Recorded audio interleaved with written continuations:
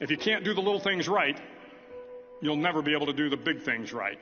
So if you want to change the world, start off by making your bed.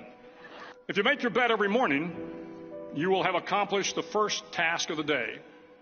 It will give you a small sense of pride, and it will encourage you to do another task, and another, and another. And by the end of the day, that one task completed will have turned into many tasks completed. Making your bed will also reinforce the fact that the little things in life matter. And if by chance you have a miserable day, you will come home to a bed that is made, that you made. Over a few weeks of difficult training, my SEAL class, which started with 150 men, was down to just 42. There were now 6 boat crews of 7 men each. I was in the boat with the tall guys, but the best boat crew we had was made up of the little guys, the Munchkin crew, we called them. No one was over 5'5". The Munchkin boat crew had 1 American Indian, 1 African American, 1 Polish American, 1 Greek American, 1 Italian American, and 2 tough kids from the Midwest. They out-paddled, outran, and outswam all the other boat crews.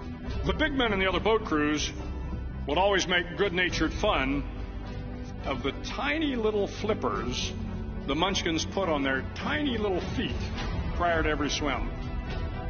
But somehow these little guys from every corner of the nation and the world always had the last laugh, swimming faster than everyone and reaching the shore long before the rest of us.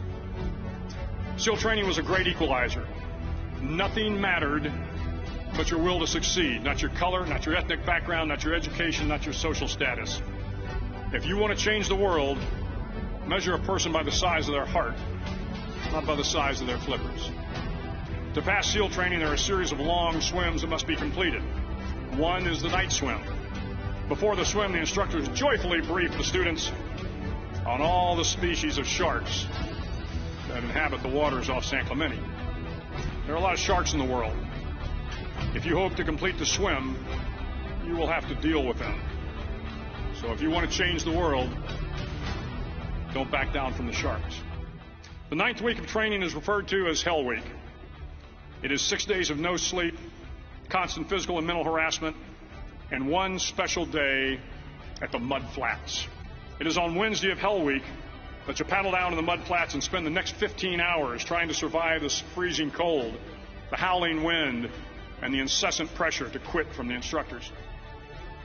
As the sun began to set that Wednesday evening, my training class, having committed some egregious infraction of the rules, was ordered into the mud. The mud consumed each man till there was nothing visible but our heads. The instructors told us we could leave the mud if only 5 men would quit. Only 5 men, just 5 men, and we could get out of the oppressive cold. Looking around the mud flat, it was apparent that some students were about to give up. It was still over 8 hours till the sun came up. 8 more hours of bone-chilling cold. The chattering teeth and the shivering moans of the trainees were so loud, it was hard to hear anything. And then one voice began to echo through the night. One voice raised in song.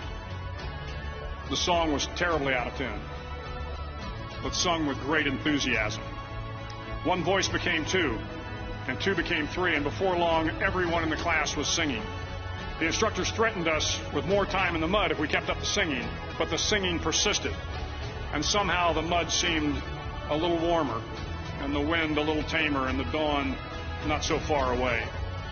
If I have learned anything in my time traveling the world, it is the power of hope. The power of one person, a Washington, a Lincoln, King, Mandela, and even a young girl from Pakistan, Malala. One person can change the world by giving people hope.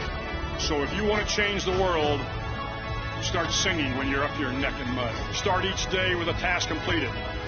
Find someone to help you through life. Respect everyone. Know that life is not fair and that you will fail often. But if you take some risks, step up when the times are the toughest, face down the bullies, lift up the downtrodden, and never, ever give up. If you do these things, the next generation and the generations that follow will live in a world far better than the one we have today. And what started here will indeed have changed the world for the better.